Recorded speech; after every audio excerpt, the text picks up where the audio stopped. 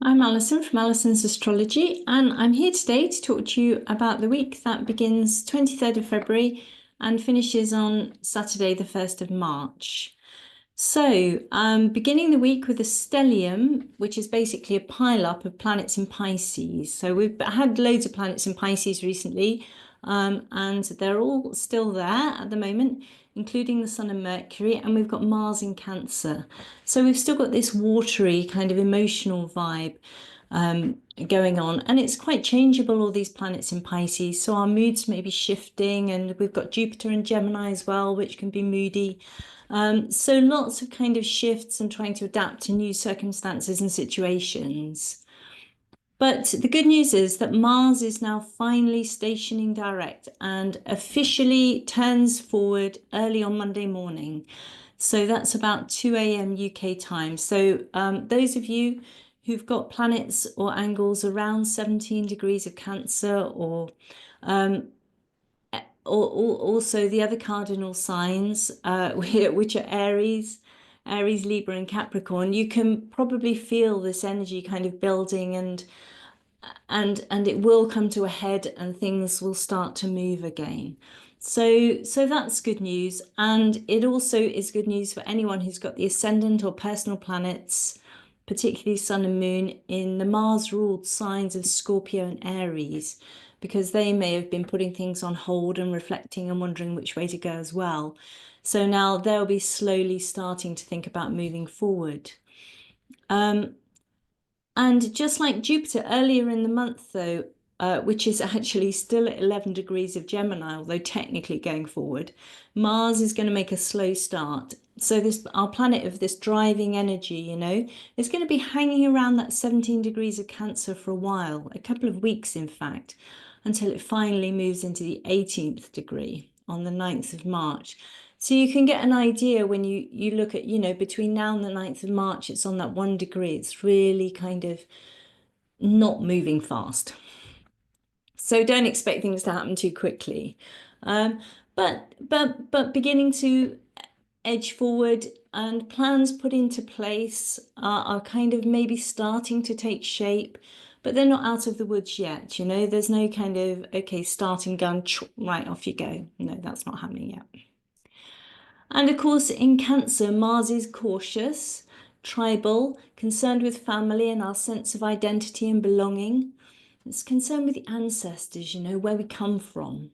And having completed all these preliminary phases of kind of getting ready for this forward movement during this long Mars retrograde, the winter of the Mars retrograde, we now understand a bit more where we're going, perhaps, and we can feel our way into things a little bit more.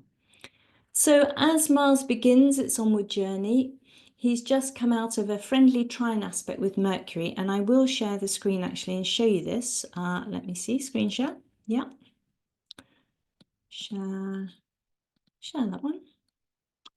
Yeah, so I didn't go here. That's cool. So yeah, so here you've got Mercury. This is actually Tuesday's chart.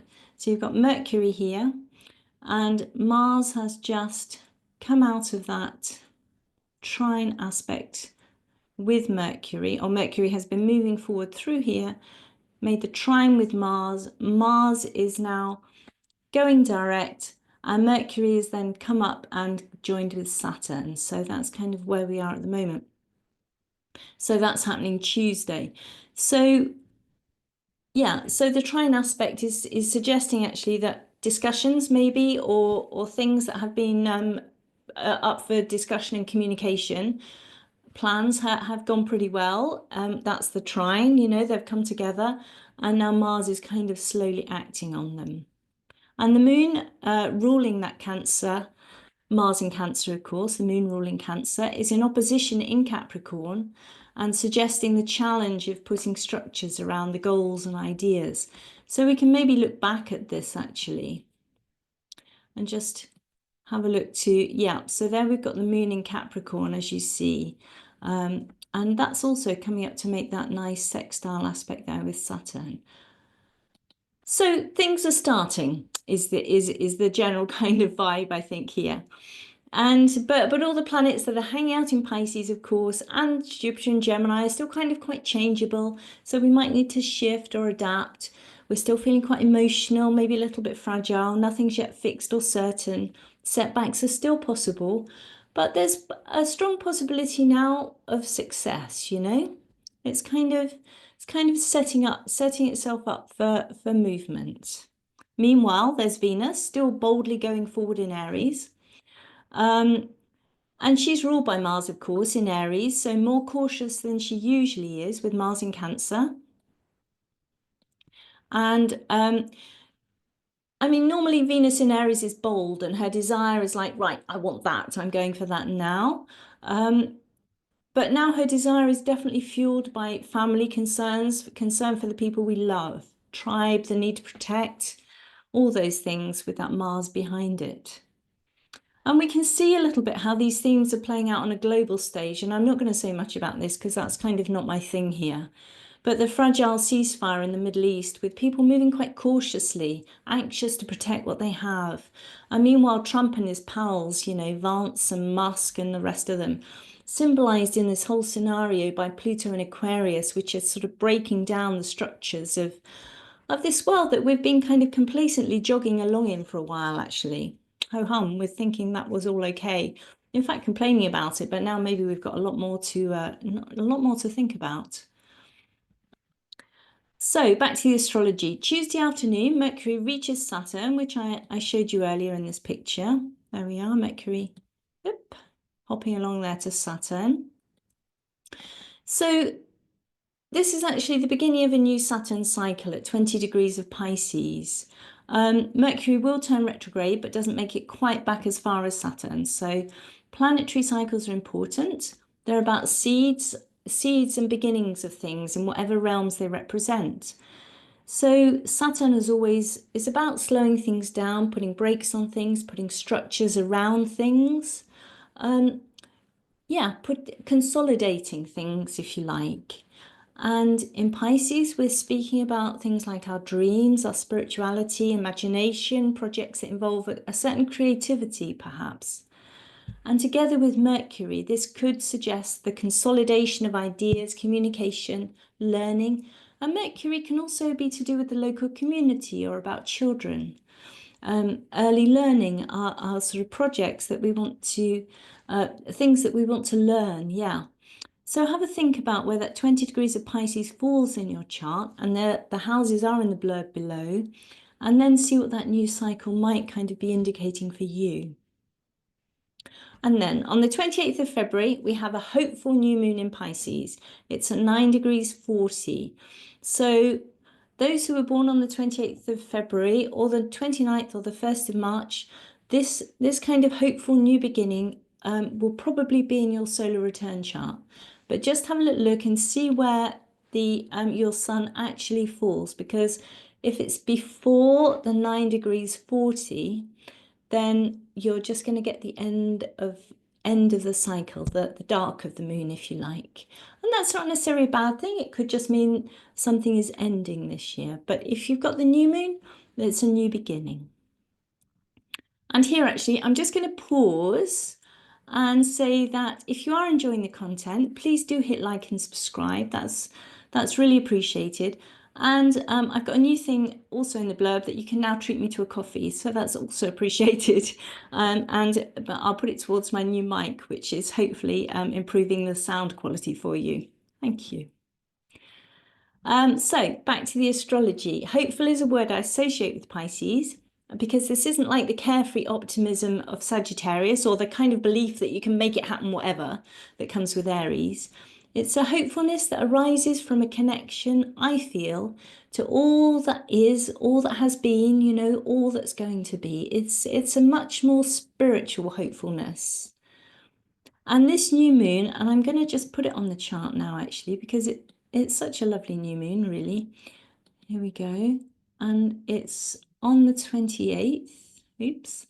Yeah, I can just move it back. I'm not going to shift this to hours, but you can see it's actually just happening at that 9 degrees of Pisces there as the moon approaches. So all these planets here in Pisces, Pluto in Aquarius on its own down here. Venus in Aries, preparing to turn retrograde. Jupiter ruling the Pisces planets is over here in Gemini. Okay. So, the new moon co-ruled by Neptune in Pisces, Jupiter in Gemini. And once again, we've got this changeable, adaptable, sensitive energy, a sensitive new moon, you know, a chart full of dreams, a new moon chart that's full of dreams and imagination. Jupiter in Gemini is kind of gathering information, making connections behind the scenes, making sure everything's been thought through and all the kind of web has been woven, if you like, because Jupiter's about meaning. And now we're finding meaning through that creative new moon. And we find meaning as well in the stories that we tell ourselves in Gemini, the connections we make, the narratives we subscribe to. The Pisces-Gemini connection is actually quite strong. I find that with some signs. It's interesting because they're actually squared to each other, so they challenge each other. But I think because of their mutability, their adaptability, they do have a connection. And Mercury is there too. So Mercury is ruling that Jupiter in Gemini, and that kind of is emphasizing the empathy between them. So with this new moon, we can actually think about writing our own stories. I do feel that actually it might be a good time for journaling and just generally writing down all the things that you're feeling around this time. Might be something you might want to look back to later.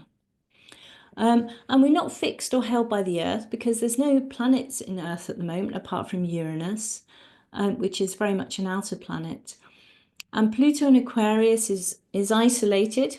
Let's be pleased about that for a minute, in his own realm, doing his own thing.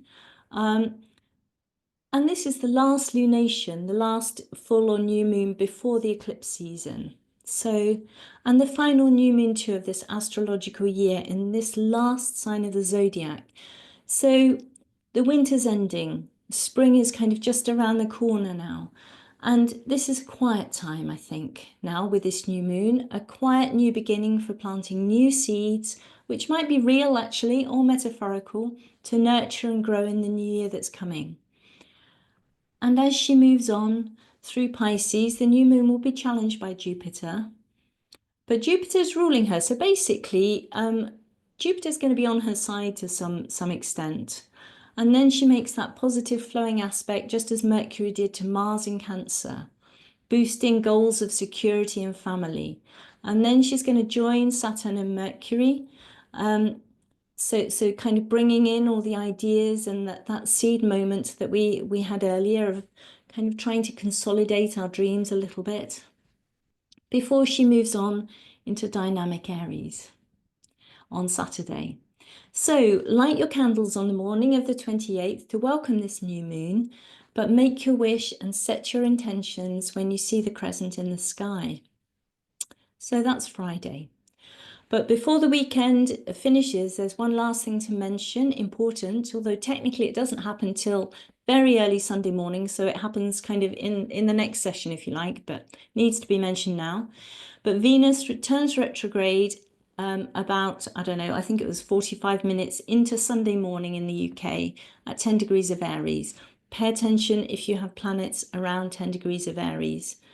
But pay attention anyway, because Venus is a personal planet and she's been kind of ploughing forward, thinking very strongly about her goals with while she's been in Aries. It's about us in Aries. It's about what we want, what we're prepared to fight for, because Venus can fight too. And it's about our values and relationships. So these things are kind of under the microscope a little bit, where we're just kind of pausing and having a little rethink about these things, relationships and what we truly value while Venus is retrograde in Aries. We might also be thinking a little bit about our female archetypes, and that's men as well as women, how we present ourselves. So if you're Taurus or Libra, this could be a time to rest and reflect. I'll just come out of there now. Rest and reflect, and maybe just take a little bit of time to go inside yourself actually, and just think about what it is that you really want, and how you can nurture it. Because really Aries is about us. It's the first sign of the zodiac. So this is about nurturing ourselves, harboring our energies, thinking about what it is we really value. And then we can push forward with them on the 12th of April when Venus goes direct.